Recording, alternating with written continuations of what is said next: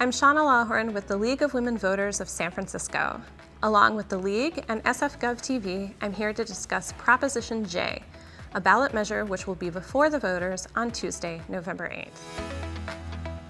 Currently, the city has closed certain public streets to private motor vehicles, reserving the streets as open space for recreational purposes. These closures were enacted in response to the COVID-19 pandemic. In May 2022, the Board of Supervisors adopted an ordinance called the Golden Gate Park Access and Safety Program that closed portions of John F. Kennedy Drive and certain connector streets in Golden Gate Park to private motor vehicles. The closures are 7 days a week, reserving the streets as open space for recreational uses. These closures do not apply to emergency vehicles, official government vehicles, intra-park transit shuttle buses, and similar vehicles authorized to transport people, as well as vehicles making deliveries to the DeYoung Museum. Proposition J would affirm by voter approval the ordinance the board adopted in May 2022. If Proposition J passes, the board may later amend the ordinance by a majority vote. If Proposition J passes with more votes than Proposition I, then Proposition I would have no legal effect. If you vote yes, you want to affirm the ordinance the board adopted in May 2022, reserving portions of John F. Kennedy Drive and certain connector streets in Golden Gate Park as open recreation spaces, closing those streets 7 days a week to private motor vehicles with limited exceptions. If you vote no, you do not want to affirm the board's May 2022 ordinance.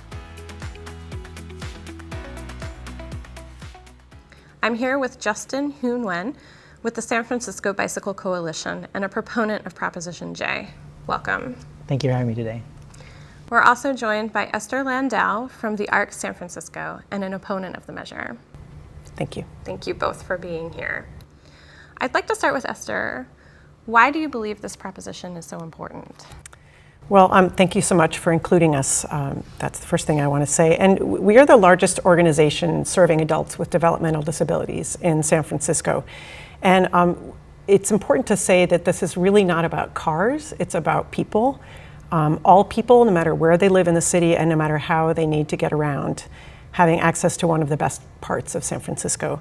So this discussion needs to include the input of people with disabilities and seniors, since it has an outsized impact on them.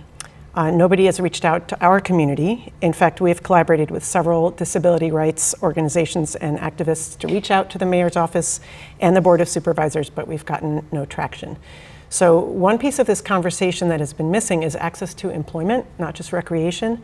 Between the Cal Academy and the DeYoung, ARC participants make up 35 people who are working and interning at these institutions. So this closure impedes their ability to earn a living. In fact, if you're thinking about how you get to work, maybe it's public transit. For some of our participants, the N Judah is the closest they can now get to these museums. So they're going to need to walk 11 minutes from the N Judah at 9th Avenue stop. The shuttle that's there isn't really great for everyone either, erratic schedule, et cetera. And even paratransit, we had our paratransit van heckled the other day when we were dropping people off. So it's a challenge. It's been a challenge. Thank you. Justin?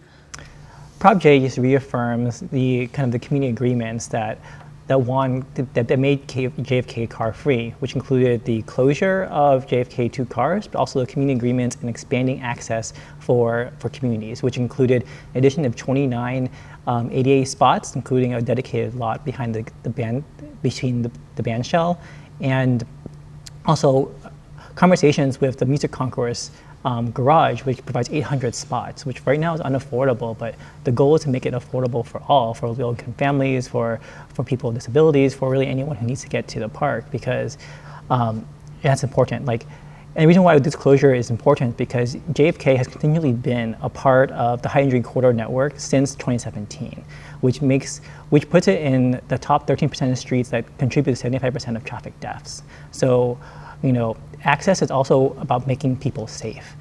Reopening by making this car-free is creating a safe space for all of our road users. And in fact, access has expanded by the addition of 80 spots, the addition of a shuttle every 15 minutes, and has shown through the fact that daily attendance at the park has increased 36%. So it's important that JFK has been a safe and a very accessible park for all. Thank you. And that helps me lead into my first question, which is to you, Justin. We're talking about safety and having JFK Drive closed and the safety of cyclists and pedestrians. And I was just hoping you could talk a little bit about how you feel Proposition J addresses the kinds of safety concerns that folks have around cyclists and pedestrians in the park.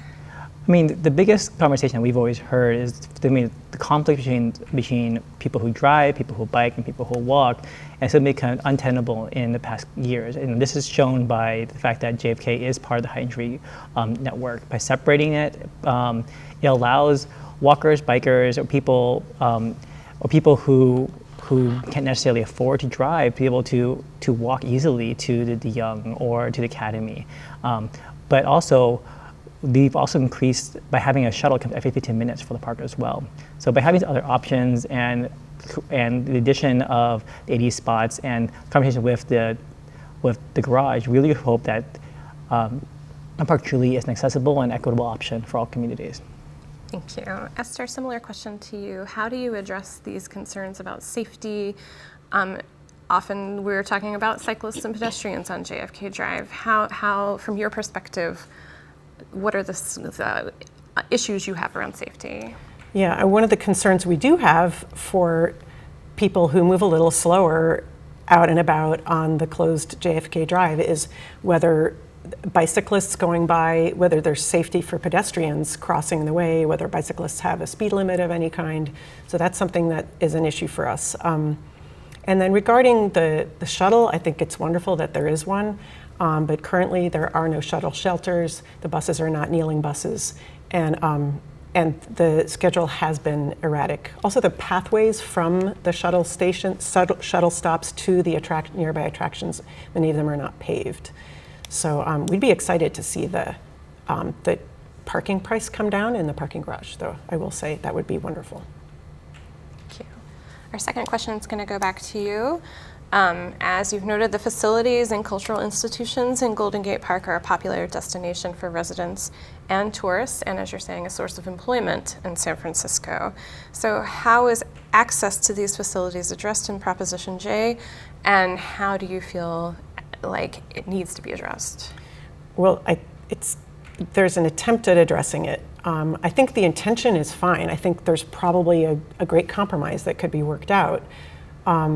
But currently, by ADA access requirements, it is not accessible to people with disabilities. So, and that's the whole reason we're opposing this measure. And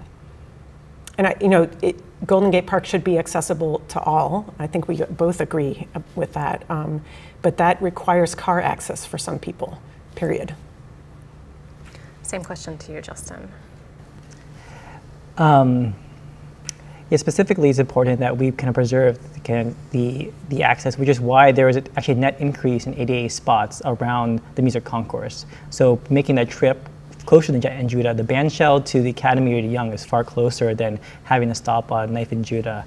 So there's a lot of This is because the original JFK agreement was a compromise. It's working with disability advocates, working with community members, working with the mayor's office to make sure that we're really looping as many interests and concerns and needs as part of making JFK more accessible. This is not only about being car-free, but building access, which is why this measure reaffirms the Golden Gate Park Safety and Access Program, which includes conversations about adding more resources for ADA access, for conversations of lowering the garage prices, and also creating better wayfinding and that can help organize the traffic and the busyness of JFK when there's a lot of bikers and walkers.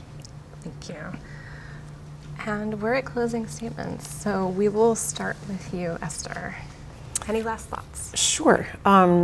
The closure of JFK for use during the height of the pandemic made absolute sense, and people with disabilities were among the hardest hit by the pandemic. Now that it's becoming safer to get out and about, the needs of people with disabilities must be considered equally to non-disabled folks. People with disabilities should be included in this conversation and not dealt with as an afterthought or dismissed as a bunch of complainers. And the broader disability in San Francisco should be surveyed to determine their access needs. So we believe there are many ways to compromise, but it doesn't feel like the proposers of Prop J are interested in that. When we see a proposal from the mayor or supervisors that is inclusive, we'll get behind it 100%, but this isn't it for us yet. Thank you. Closing thoughts, Justin? I want to mention that the JFK closure of JFK has been immensely popular in San Francisco. The survey done by SMTA and SF Rec and Park shows 70% of San Franciscans approve of the road closure at JFK. And this includes the measures to make the park more accessible and safe, including the shuttle with net increase in 88 spots and conversation garage at 800 spots. There are still 5,000 parking spots within Golden Gate Park, preserving a lot of car access to the parks while also making a first-class space for people, for bikes, and walkers of all types. It's important that we make sure we continue to be a leader in community spaces in San Francisco.